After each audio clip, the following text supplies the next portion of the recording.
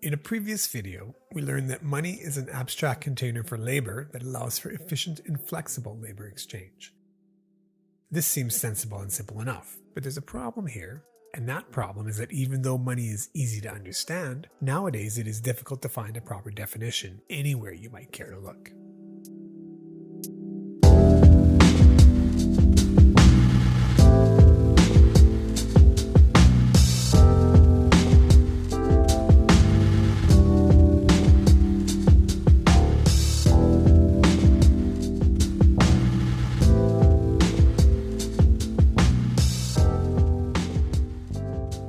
Online, you won't find any definition of money that contains the basic idea that money is a container for labor value.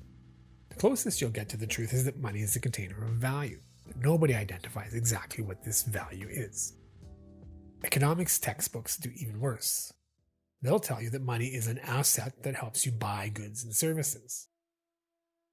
They'll say that money is a medium of economic exchange. They'll define money by what it does.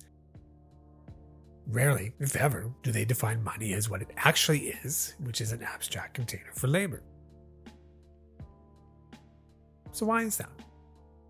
Why is there no adequate definition of money online?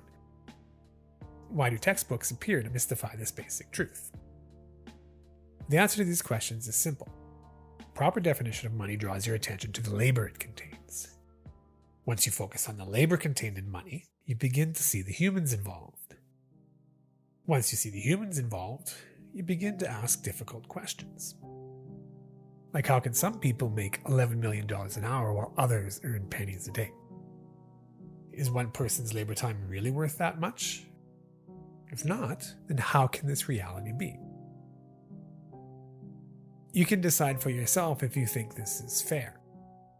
As for why this reality can be, the answer is quite simple. As Adam Smith noted, in modern societies, in capitalist societies, in fact in any society where money is used for exchange, workers are not allowed to keep the full value of their labor. In systems where money is involved, it always develops that other people who don't do the actual and valuable work get a cut of the worker's pie. For illustration, let's assume the average value of the labor created by a worker or administrator in the developed world is $27 an hour. The first cut is taken by landlords in the form of rent or as interest on a mortgage. Let's say the lords take on average about 18% or $5 an hour from society's labor pie.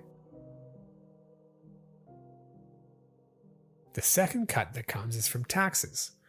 Modern societies are complex and businesses and people require infrastructure and services in order to thrive and survive. Infrastructure and services are handled by governments and they take a cut to pay for these things. Let's say the government's cut is about 50% or $4 an hour taken from every person that works. The final cut is taken by capitalists in the form of this thing they call profit. Capital is simply the money, equipment, and buildings that make it possible to put workers to work. A capitalist is simply somebody who owns and controls this capital. Because a capitalist owns society's capital, they take a slice in the form of profit. If you're a capitalist with 1 million employees and you make $11 million an hour, then all other things being equal, you are taking $11 an hour from every employee you have. Of course, this is a simplification of a complex modern system of accumulation, but the general point is valid.